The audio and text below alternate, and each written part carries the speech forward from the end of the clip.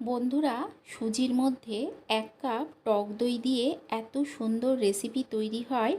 এটা আপনারা সকালে ব্রেকফাস্টে অথবা রাতে ডিনারে বানিয়ে খেতে পারেন। ভীষণ সুন্দর খেতে হয় আর একদম অল্প সময়ে তৈরি হয়ে যায়। বাচ্চা বড় সবাই কিন্তু ভীষণ পছন্দ করে খাবে। একবার যদি আপনারা এই রেসিপিটা বানিয়ে খান, দেখবেন এইভাবে বারবার বানিয়ে খেতে চাইছেন। তাহলে চলুন দেরি না করে দেখে নেওয়া যাক যে এই রেসিপিটা আমি কিভাবে বানাই। এটা বানানোর জন্য এখানে একটা বাটির মধ্যে দেখুন আমি নিয়ে নিচ্ছি সুজি। এখানে আমি 1.5 কাপের মতো সুজি নিচ্ছি। এর সঙ্গে দিয়ে দিচ্ছি আমি টক দই। টক দই দিচ্ছি 1 কাপের মতো, তবে এটা রুম টেম্পারেচারে রাখা টক দই। টক দইটা যেন একদম ঠান্ডা না হয়। অল্প অল্প জল দিয়ে এর একটা ব্যাটার তৈরি করে নিতে হবে। দেখুন অল্প অল্প জল দিয়ে আমি খুব ভালো করে এটাকে মিশিয়ে নিচ্ছি। টক দইয়ের সঙ্গে সুজিটাকে ঠিক এইভাবে ভালো করে মিশিয়ে নিতে হবে। ভালো করে মিশিয়ে আমি এটাকে ঢেকে রেখে দেব। সুজি কিন্তু রাখার পরে অনেকটাই ফুলে যায়। ততক্ষণ অন্যদিকে দেখুন আমি একটা পেঁয়াজ আর একটা গাজর নিয়েছি। আমি যতটুকু বানাবো এখানে আমার একটা পেঁয়াজ আর একটা গাজরই হয়ে যাবে। আপনারা যদি মনে করেন যে বেশি পরিমাণে বানাবেন, সেক্ষেত্রে আপনারা পেঁয়াজের পরিমাণটা আর গাজরের পরিমাণটা বাড়িয়ে নিতে পারেন। তবে আমি এখানে পেঁয়াজ আর গাজর দিচ্ছি। আপনারা চাইলে টমেটো, ক্যাপসিকাম যে কোনো ধরনের সবজি দিতে পারেন। যেটা আপনারা খেতে পছন্দ করেন সেই সমস্ত সবজি কিন্তু এর মধ্যে ব্যবহার করতে পারেন। আমি শুধু গাজরটা আর পেঁয়াজটাই দিচ্ছি। সমস্ত পেঁয়াজগুলোকে লক্ষ্য রাখবেন যেন একদম মিহি করে কুচিয়ে নেওয়া হয়। দেখুন আমি যতটা সম্ভব ঠিক যেরকম অমলেটের মধ্যে পেঁয়াজ দেওয়া হয় সেই রকমভাবে কুচি করে নিচ্ছি। সমস্ত পেঁয়াজটাকে একই রকমভাবে কেটে আমি রেডি করে নেব। দেখুন পেঁয়াজটাকে কেটে আমি রেডি করে নিয়েছি। এখন আমি গাজরটাকে ভালো করে ধুয়ে পরিষ্কার করে পিছনের অংশটা কেটে নিয়ে গ্রেট করে নিচ্ছি। তবে একদম মিহি করেও করব না, আবার খুব বড় করেও গ্রেট করব না। মিডিয়াম দিকটা দিয়ে এটাকে গ্রেট করে নিতে হবে।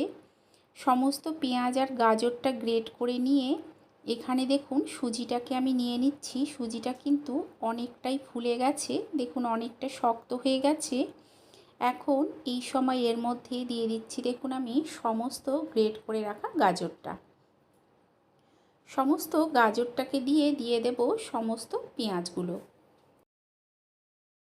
সমস্ত পেঁয়াজগুলোকে দিয়ে নিয়ে এতে দিয়ে দেব স্বাদ অনুযায়ী লবণ। সুজিটা যেহেতু অনেকটা শক্ত হয়ে গেছে, অল্প একটু জল দিলাম, তবে খুব বেশি কিন্তু জল দেবেন না, জলটা বুঝে দেবেন। দিয়ে দেখুন খুব ভালো করে আমি মিশিয়ে ঢাকা দিয়ে এটাকে কিছুক্ষণ রাখবো। ততক্ষণ অন্যদিকে আমি গ্যাসের মধ্যে একটা তড়কার প্যান বসিয়ে দিয়েছি। এতে কিছুটা সাদা তেল দিয়ে ফোড়নে দিলাম সর্ষে আর দিয়ে দেব কারি পাতা। কারি পাতাগুলোকে আমি ছিঁড়ে নিচ্ছি। ছিঁড়ে দিয়ে গ্যাসের ফ্লেমটাকে বন্ধ করে দেব। লক্ষ্য রাখবেন যেন সর্ষেটা একদম পুড়ে না যায়। গ্যাসের ফ্লেমটা বন্ধ করে এটাকে ভেজে নিয়েছি। এখন এই যে সুজির মিশ্রণটা আছে এর মধ্যে সমস্তটা দিয়ে দিতে হবে। দিয়ে খুব ভালো করে মিশিয়ে নিতে হবে। দেখুন আমি খুব ভালো করে এটাকে মিশিয়ে নিচ্ছি। ভীষণ সুন্দর খেতে হয়, একদম অন্য রকমের একটা রেসিপি।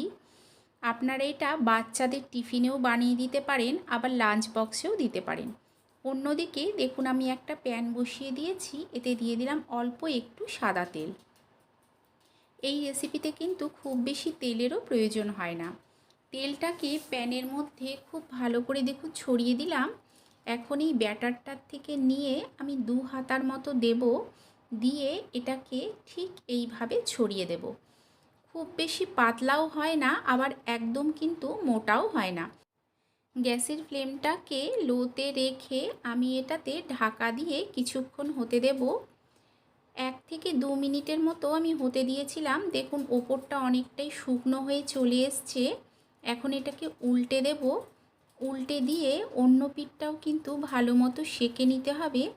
এই রেসিপিটার সঙ্গে কিন্তু কোনো কিছুর প্রয়োজন হয় না, এটা শুধু খেতেই এতটা সুন্দর হয়। আমি আপনাদের আরও একটা ভেজে দেখিয়ে দিচ্ছি। আপনারা যদি রেসিপিটা এত দূর দেখে থাকেন তাহলে অবশ্যই একটা লাইক করে দেবেন। নিজেদের চেনা পরিচিত মানুষের মধ্যে শেয়ার করে দিয়ে তাদেরকেও দেখার সুযোগ করে দেবেন। আর কেমন লাগলো অবশ্যই কমেন্ট করে জানাবেন। আর চ্যানেলটাকে অবশ্যই সাবস্ক্রাইব করে দিয়ে পাশে থাকা বেল আইকনটা প্রেস করে দেবেন। এতে আমি যখন কোনো নতুন ভিডিও আপলোড করব নোটিফিকেশান সবার আগে আপনার কাছে পৌঁছে যাবে। দেখুন ঠিক একই রকমভাবে আমি ঢাকা দিয়ে আরও 1 মিনিটের মতো হতে দিয়েছিলাম। একটা পিঠ হয়ে গেলে এটাকে উল্টে দিতে হবে। উল্টে পাল্টে দুটো পিঠকেই বেশ লাল করে ভেজে নিতে হবে। ভীষণ সুন্দর খেতে হয়। একবার যদি আপনারা এইভাবে বানিয়ে খেয়েছেন দেখবেন বারবার এইভাবেই বানিয়ে খেতে চাইছেন। আর এটা দিয়ে কিন্তু কোনো কিচ্ছুর প্রয়োজন হয় না, শুধু সস দিয়েই খেতে কিন্তু ভীষণ ভালো লাগে। তৈরি হয়ে গেছে দেখুন এই রেসিপি। আপনারা এইভাবে অবশ্যই একবার বানিয়ে খেয়ে দেখবেন, খেতে ভীষণ সুন্দর হয়। আশা করছি আপনাদেরও ভালো লাগবে।